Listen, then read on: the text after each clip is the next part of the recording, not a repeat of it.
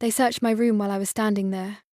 My mum opened every drawer, every box, even the little notebook where I kept the things that mattered to me, my receipts, my poems, my memories. My dad pulled open my backpack, his hands shaking, but not from guilt. From anger? No one asked me if they could. They just did. And I watched, frozen, as the two people who raised me treated me like a stranger who had broken into their house. "Where did you put it?" my dad asked, his voice flat and low. "I didn't take anything," I whispered.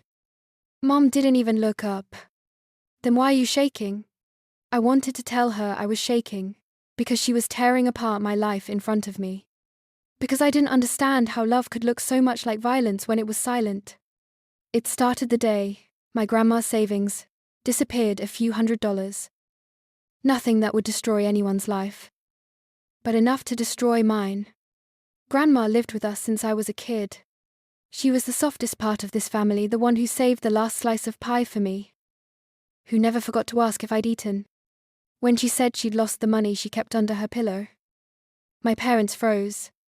I could see the thought crossing their faces before they even said it aloud. It must have been her. They didn't have to say my name. I heard it in the silence. I had been home that day, trying to fill out job applications after losing my position 2 months ago. My parents didn't approve of the idea of me starting over. They wanted me to get serious, find a real career. Every conversation ended in disappointment. I was 24, back in my childhood room, surrounded by the ghosts of every mistake they thought I'd made. So when the money disappeared, I guess I was the easiest answer. Dad called me into the living room. He didn't sit down. Neither did I. "Your grandmother says she's missing her cash," he said. I nodded. "Okay." "Maybe it got misplaced." Mum folded her arms. "It didn't get misplaced. It was under her pillow. You were home." Her tone didn't leave room for possibility. It was a sentence disguised as a question. I felt something cold settle in my chest. "You think I took it?" Dad's jaw tightened. "Just tell the truth. We'll handle it quietly." Quietly. Like a family secret that should never leave the walls. I tried to laugh, but it came out broken. "You're serious? You really think I'd steal from Grandma?" They didn't answer. So I looked at Grandma, hoping she'd defend me. Like she always did. But she just sat there, wringing her hands, her eyes full of confusion and sorrow. Maybe she didn't know what to believe. Maybe she wanted peace more than truth. "Let's check her room," Mum said finally. And that's when they began searching. Every movement felt like a betrayal. My clothes tossed aside. Drawers yanked open. Papers scattered on the floor. I didn't try to stop them. I couldn't move. See, nothing I said when they found nothing. "Because I didn't take anything," Mum shook her head. "You could have already spent it." Dad he'd. Exhausted. "We'll talk about this later." But they didn't talk. They stopped talking altogether to me. At least, that night, I stayed awake, listening to the quiet creak of the house. I could hear Grandma coughing softly in the next room, and my parents whispering behind their door. I caught fragments so disappointed. Never thought. Maybe she's changed. Changed. As if I'd become someone else. The next morning, Mum couldn't meet my eyes. She left a plate of food on the counter like a peace offering. But no peace came with it. Dad left early for work. Grandma's door stayed closed. By the third day, I couldn't take it anymore. I tried to explain. "One last time. I swear to you. I didn't take the money. I would never do that to her." Mum looked up from the sink, her expression blank. "Then why can't we find it? Because maybe it isn't lost, maybe she put it somewhere else." "She's old. Not careless," Mum said sharply. The words hit like a slap. "I can't live here, if you don't believe me." I said finally. Mum's voice cracked. Then maybe you shouldn't. That was it. The line that split my life in two. That night, I packed my bag, the same one Dad had searched days earlier, and slipped out quietly. I didn't want to wake Grandma. I didn't want to see the disappointment again. I walked through the neighborhood I grew up in, where every house light felt like a witness. It was cold. But I didn't feel it. I just felt empty. I checked my phone once, expecting a text. Come home. We're sorry, but it never came. I found a small room for rent, above a laundromat downtown. The smell of detergent clung to everything. But it was mine. No one there looked at me like I was guilty. No one asked where I'd come from. The first week was quiet. Too quiet. I tried to distract myself with job applications. But my mind kept replaying the moment Mum opened my notebook, the one where I'd written poems about her. About family. About forgiveness. I imagined her reading them and still believing I was capable of stealing. I started writing again. Only this time, the words came out darker. Not poetry confessions. I wrote about how it feels to lose your home without moving. About how a person can be both alive and unwanted. About how love, when twisted by fear and pride, can turn into something unrecognizable. I didn't send the letters. I didn't even sign my name. I just folded them up and hid them in a shoebox under my bed. Maybe part of me hoped someone would find them one day and understand. Days blurred into weeks. No calls. No messages. Just silence, the kind that doesn't echo. One night, I got a message from my cousin Heard about the money thing. Are you okay? So it had spread. Our family's shame. My supposed crime. I deleted the text. That was when I realized the truth. It wasn't about the money anymore. It was about what my parents needed to believe, to keep their world neat and explainable. They couldn't face the idea that life or their child was messier than that. Maybe it was easier for them to think I had done something wrong than to admit they had. I looked around my tiny room, filled with nothing but hand-me-down furniture and my shoebox of words, and wondered if love was supposed to hurt this much. That night, I wrote in my journal. They searched my room for evidence, but they didn't realize they already found it. It was me. I'm the proof of everything they refused to see. And I cried for the first time since I left home. Silence has a sound. It's not quiet, it hums. It buzzes like the empty space between two people who used to talk every day and now pretend the other doesn't exist. That's what my silence became a low. Constant noise inside me. At first, I told myself this was temporary. That one day, my phone would light up with a message that said, "Come home. We understand." But weeks passed. Nothing came. I tried to build a life out of scraps. The small room above the laundromat smelled like soap and hot air. The machines downstairs ran all night, so I never really slept. I got a part-time job at a coffee shop 2 blocks away. It paid just enough for rent, groceries, and a small notebook, my new therapist. My new confession box. Every morning, I'd make lattes for strangers who smiled at me without knowing my name. Sometimes an old woman would hand me a tip and say, "You remind me of my granddaughter." I always smiled back, but inside it hurt. I missed my grandma's hands. The way she'd pat my shoulder when she wanted to say "I love you" without words. I thought about visiting her. Then I remembered my mother's last sentence, "Don't come back until you know what you've done." I didn't even know what I'd done, except exist in a way they didn't like. So I stayed away. Nights were the hardest. When the city got quiet, the memories got loud. I'd lie awake replaying every second of that day, the search. The look in my mum's eyes. My dad's silence. Sometimes I'd whisper out loud. I didn't do it. As if saying it to the dark might make it true to someone again. One night I opened my phone and drafted a message to my mum. "I hope you're all okay. Tell Grandma I miss her. I didn't take the money. Please believe me. I never sent it. I stared at the blinking cursor for 10 minutes before deleting everything. Pride. Fear. Exhaustion. I didn't even know which one stopped me anymore. Days turned into months. Life started moving again. Just without me in it. I got promoted to a full-time position at the cafe. But I didn't tell anyone.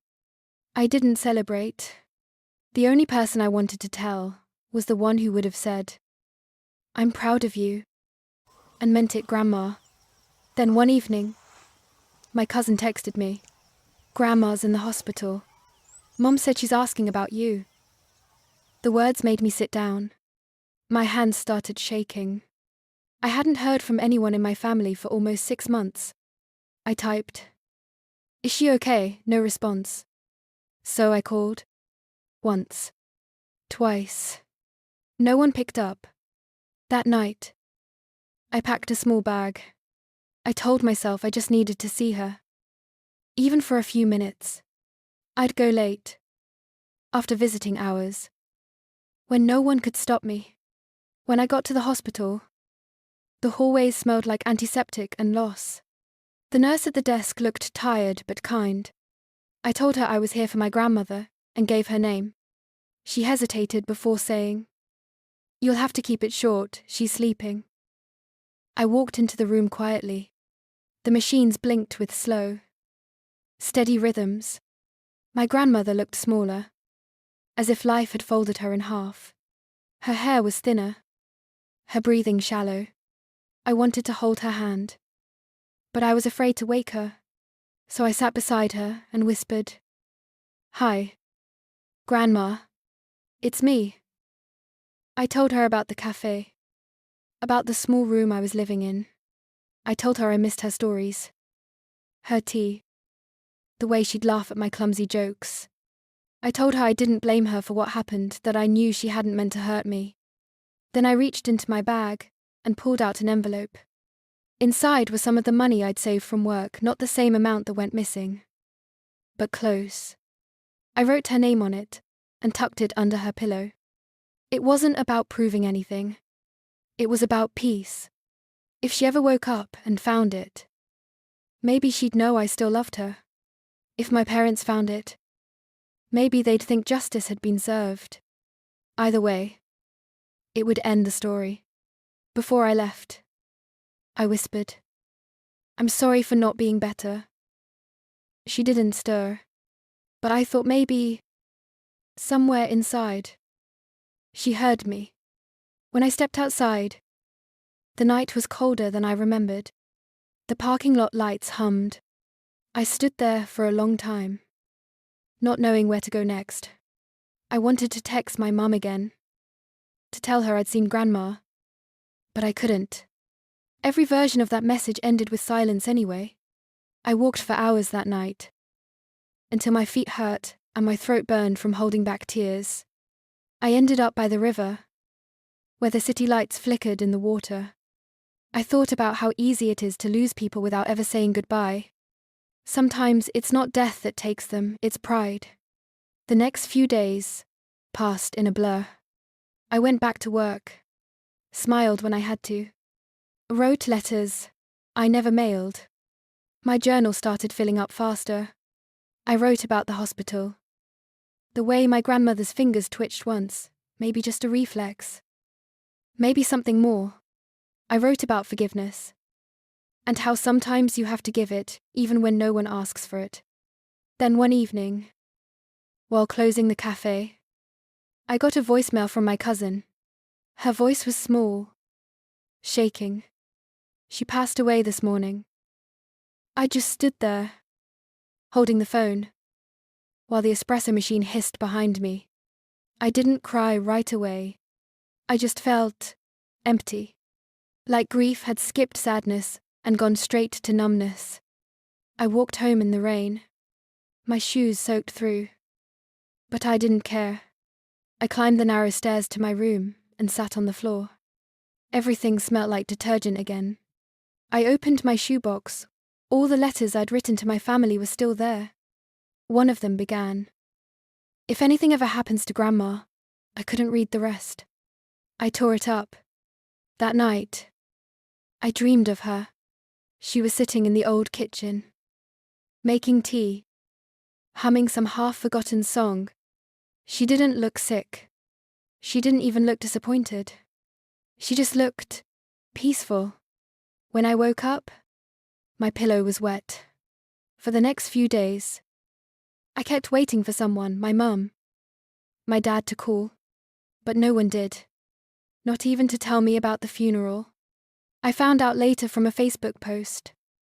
There she was, a photo of Grandma smiling, surrounded by people I used to call family. No tag, no mention of me. Just a caption, "Rest in peace. Our beloved mother and grandmother."